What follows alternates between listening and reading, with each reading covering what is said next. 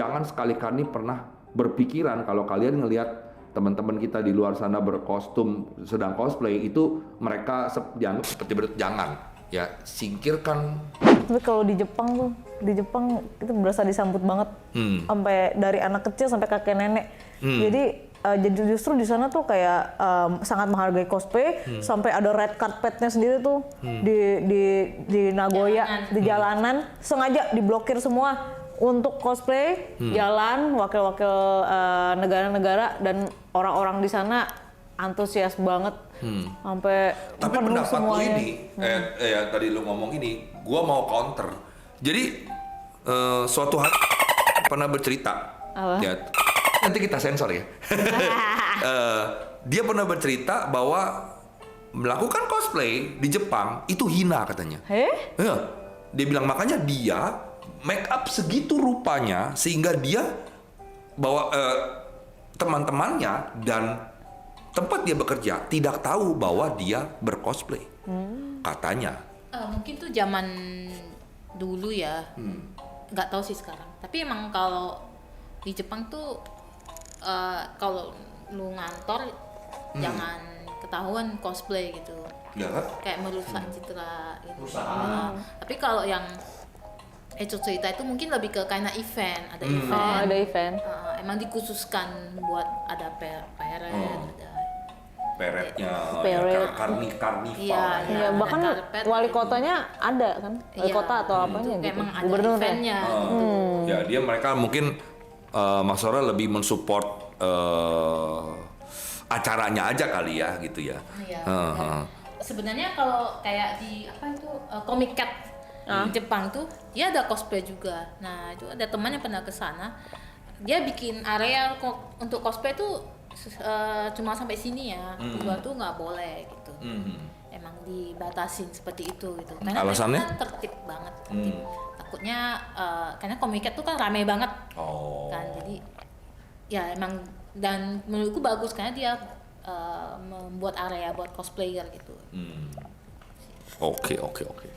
Oke, nah dari sekian banyak cosplay yang Eco dan Sora perankan ya atau mengkostum playkan, ada nggak sih yang kostum yang kalian tuh favoritin gitu atau dimasukin kaca terus kayak jubah favorit aku gitu? Ada nggak sih kalian? Dari Sora dulu nih. Mungkin kostum terbaruku ya yang baru bulan lalu selesai itu. Itu kostumnya Belle-nya versi Jepang. Itu karena bikinnya cukup berdarah kan. Jadi habis selesai aku pajang di manekin. Berapa lama bikinnya? Sampai berdarah itu berapa lama? Coba tolong di-share. Bikinnya sebenarnya bisa lebih cepat, cuma karena waktu itu aku masih kerja, dia aku nyicil-nyicil gitu kan. Sampai udah semingguan lah mau event baru ini mepetin itu kayak sampai begadang gitu lah. Tapi ada kostum yang lebih susah lagi yang waktu itu yang buat lomba ke Swiss itu gitu.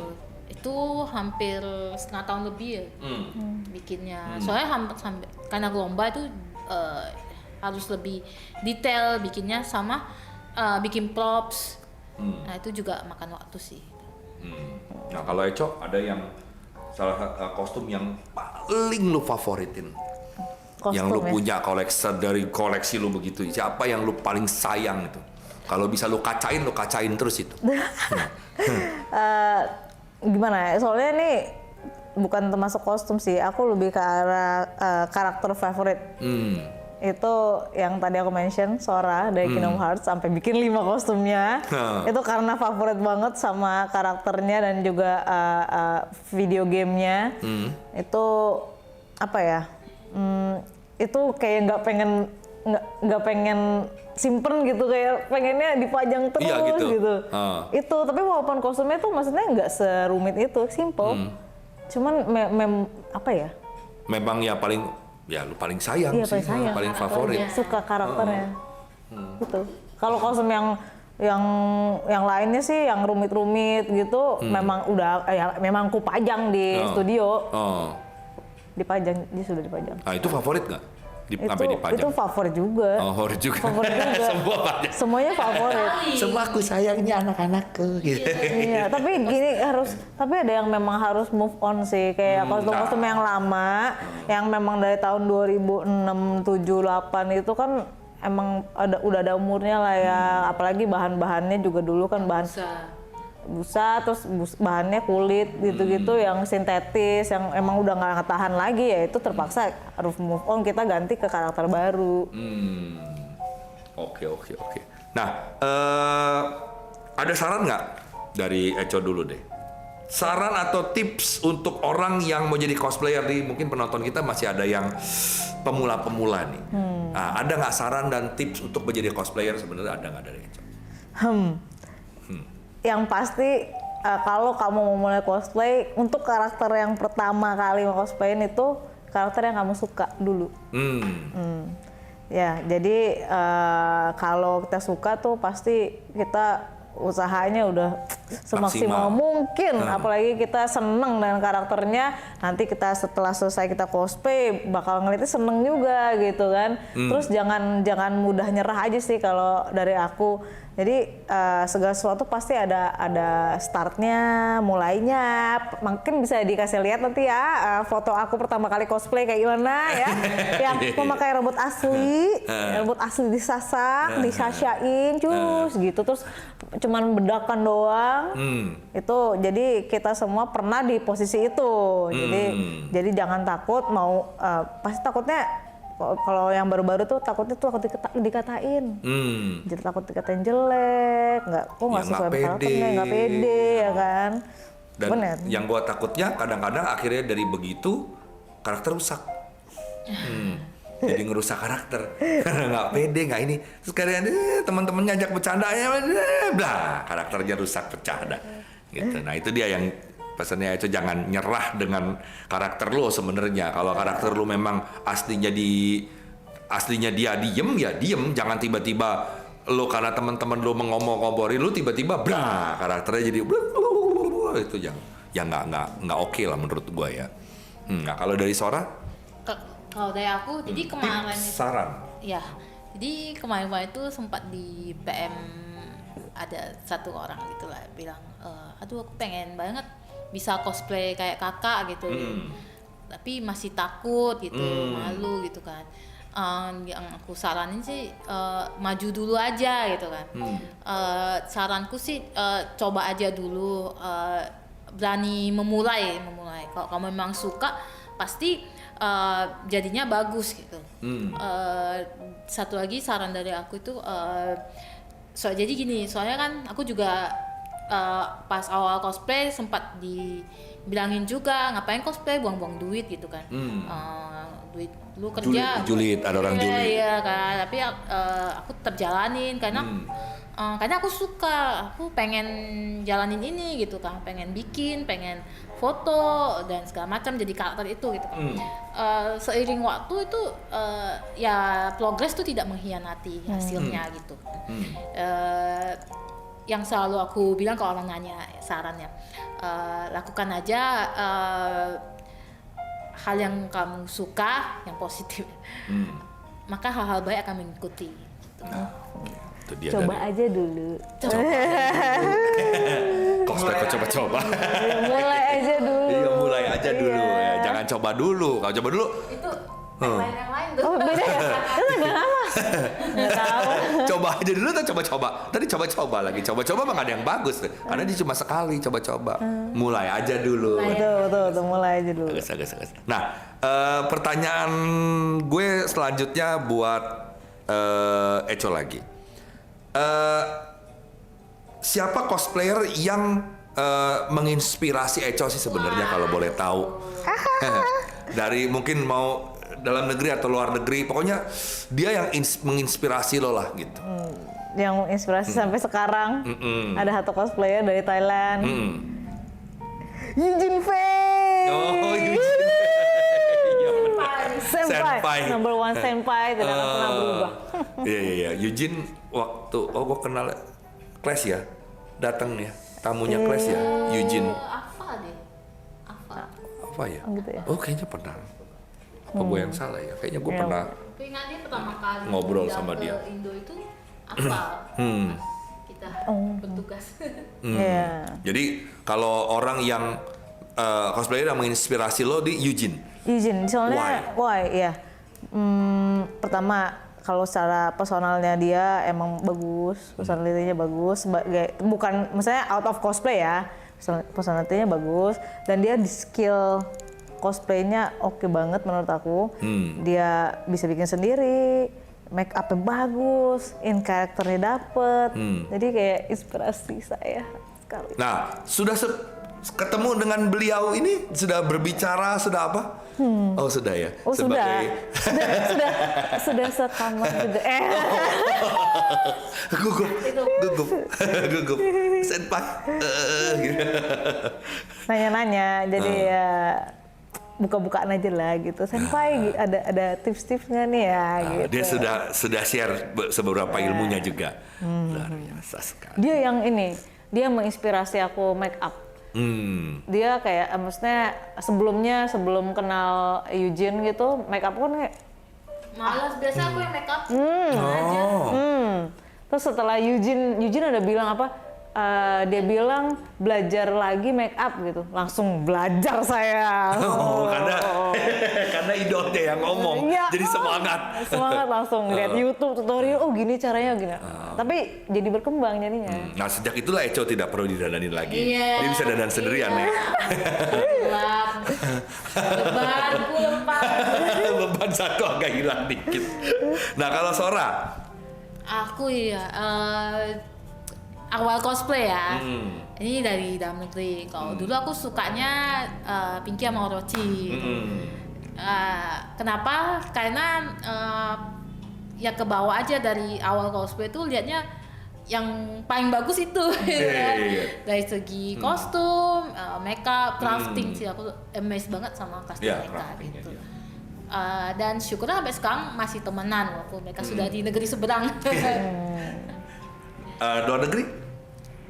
Kalau luar negeri ya salah satunya Eugene juga.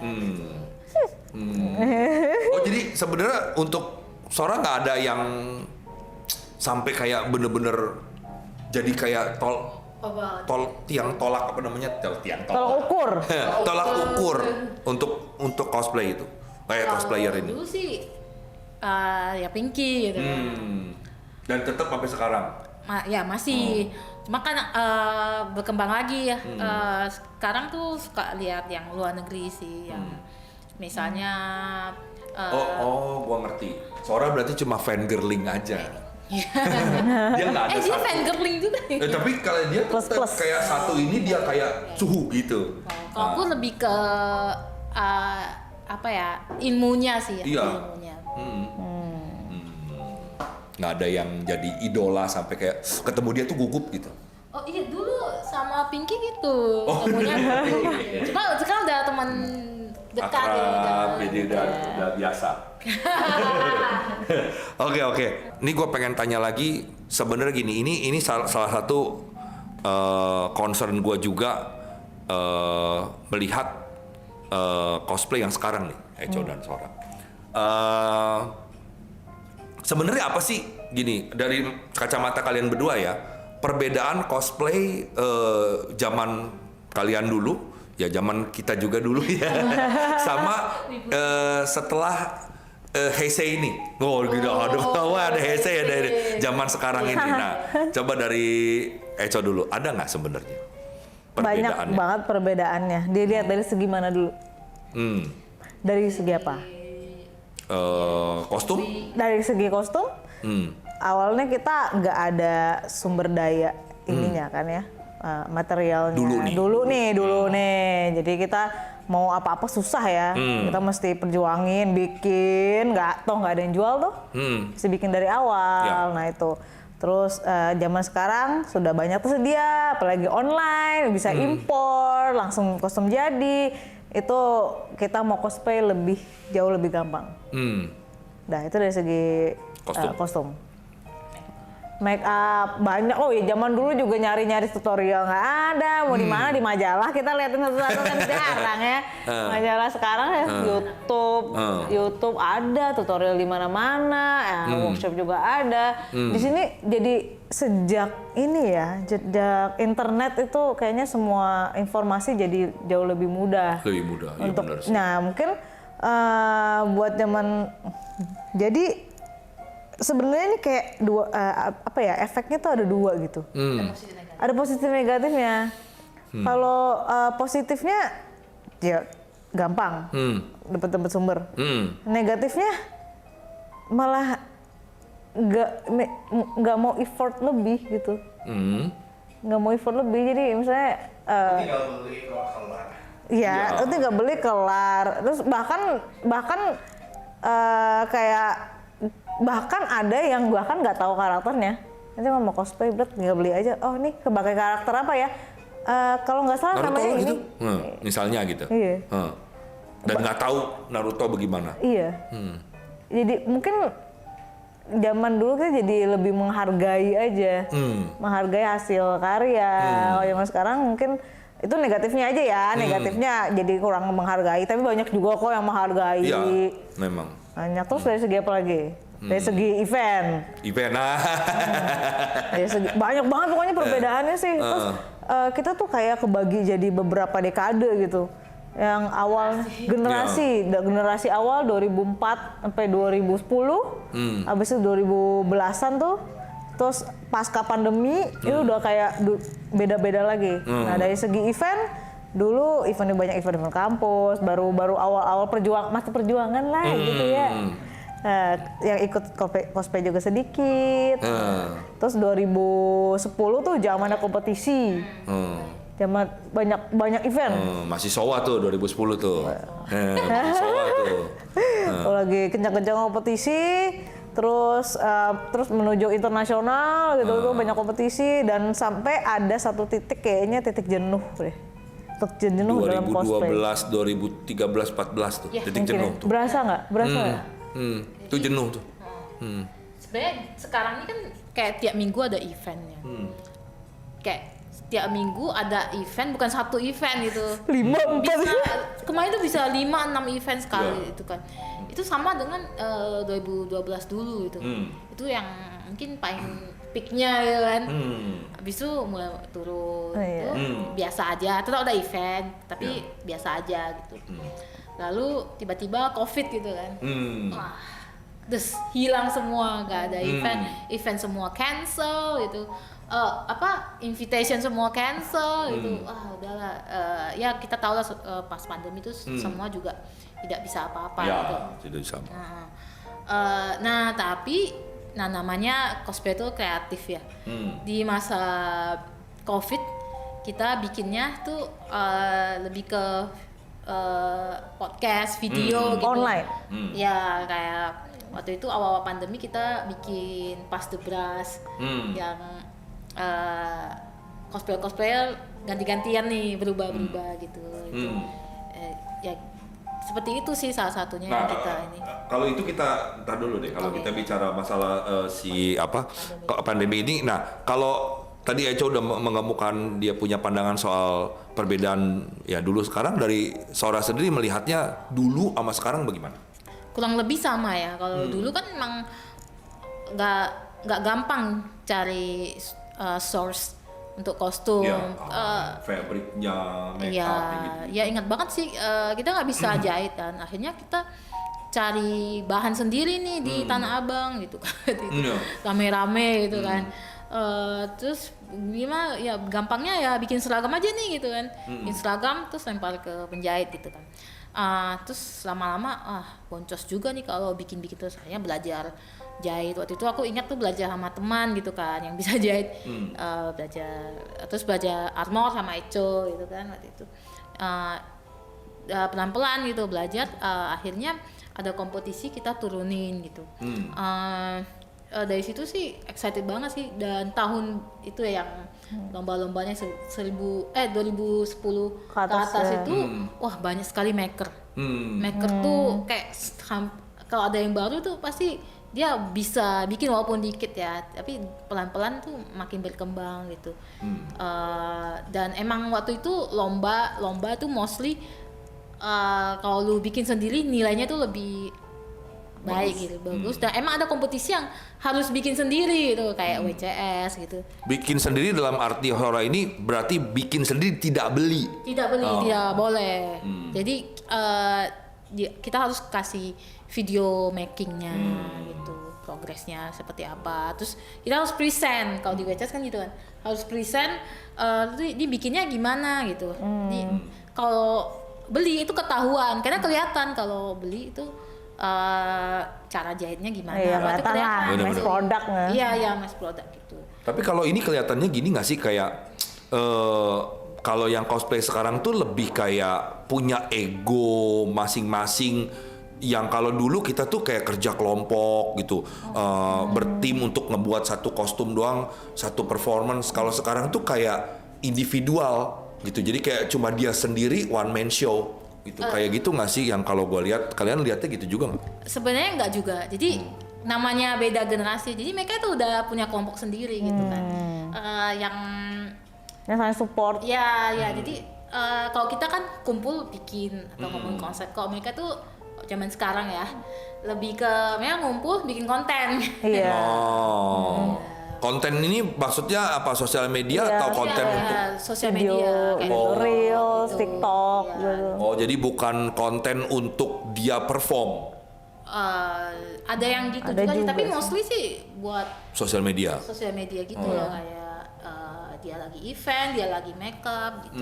Iya. Oh, satu lagi, kalau dulu kan kita belum bisa makeup gitu kan, kita belajar dikit-dikit, belajar dari teman gitu kan. Iya. Wah, sekarang gampang banget gitu, makanya orang bilang nggak berani cosplay tuh sayang sekali ya. Iya. Apa ya, sekarang mau komis makeup aja ada gitu kan. Iya Pak. Ya. Nah, itu dia. Oke. Nah, ini sering gua tanyakan sama tamu-tamu gue sebenarnya, untuk Ocha dan Echo dan Sora, sorry. Kalian pernah kena COVID? Pernah? Echo pernah. Sora?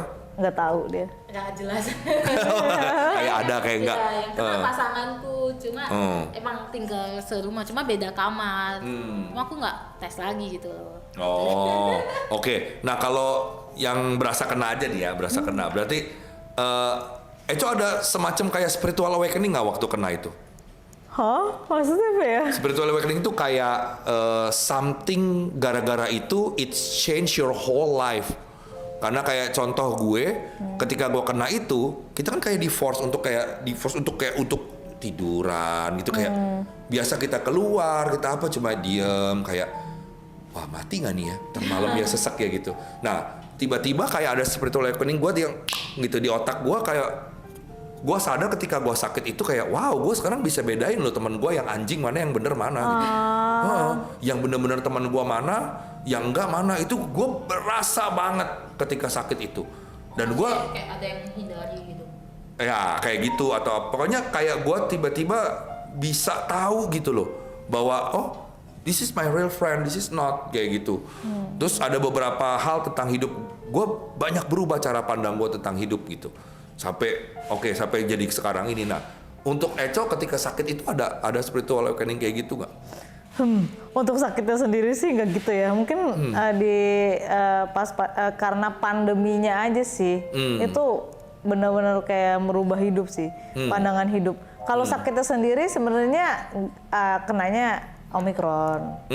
Jadi kan kayak flu biasa dan enggak juga. Oh lu kena? Kayak ringan, gejala ringan yang hahaha. Sebenarnya kalau nggak tes tuh nggak gitu berasa gitu. Oh, gue sakit sebadan-badan waktu Omikron. Omikron? Iya, sini nih. Tapi udah vaksin? Udah. Makanya cepet. Gue cuma seminggu. Iya udah vaksin juga. Gue cuma seminggu. Cuma badan gue, waduh sakitnya di sini kayak tulang pinggul semua sakit. Gitu. Tulang pada sakit. Cuma seminggu udah. Temen gue sebulan Omikron. Iya. Nggak bisa gitu, nggak bisa gerak cuma gini aja diranjang. Dan dia belum vaksin. Oh waduh, ya makanya kita ya. Oh berarti tidak ada apa-apa?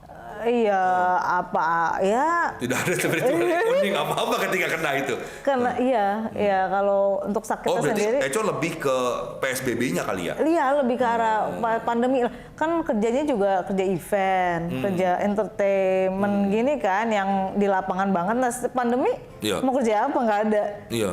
Ya online. Nah, itu kita harus dipaksa untuk beradaptasi dengan situasi dong. Ya kan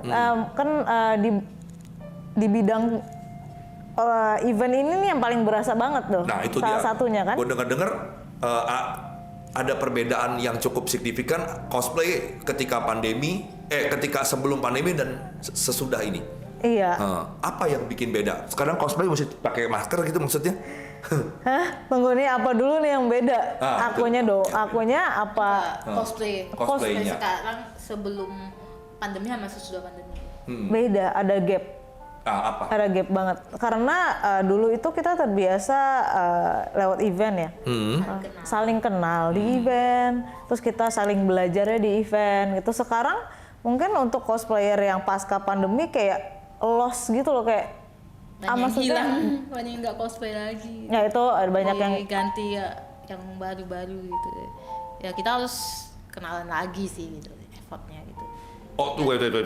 Gua berusaha ngerti dulu nih, maksudnya anak-anak lama tiba-tiba hilang, tiba-tiba ada anak-anak baru gitu. Iya.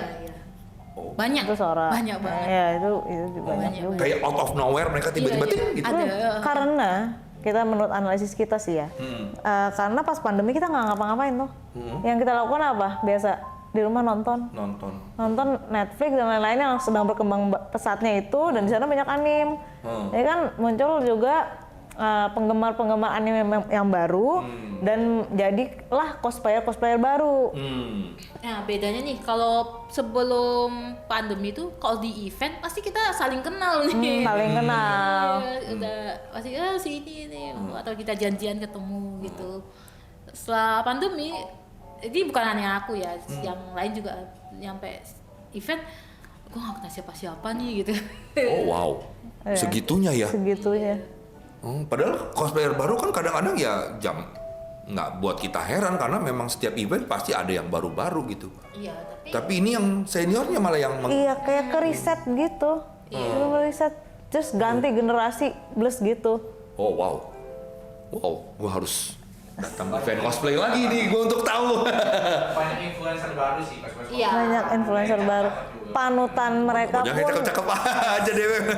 yang cakep-cakep karena ada karenanya juga karena tutorial banyak. Maksudnya ya mereka kan di rumah ngapa-ngapain pasti juga belajar dong. Iya. Apa-apa. Tapi emang gitu yang jadi panutan tuh ya yang memang lu kelihatan di online, sosmed itu yang ya. lu emang viral atau Ya, konsisten di sosmed. gini jadi kadang juga suka mereka tuh kayak nggak ada panutan gitu. Dan yang panutan yang mereka lihat adalah yang di sosmed, which is pengaruh oleh konten-konten juga yang sebenarnya hanya memanfaatkan cosplay gitu untuk kontennya. Jadi bukan in karakter lagi, bukan kostum and play. Oh, I see. MC ya kan.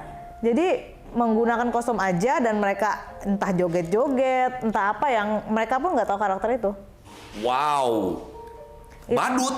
Iya, Tadi jadi gua bilang. ya itu kan. Nih, semua cosplayer berkostum, tapi belum tentu semua yang berkostum itu adalah Iya cosplayer. iya sekarang lagi bahas. Dalam. dalam.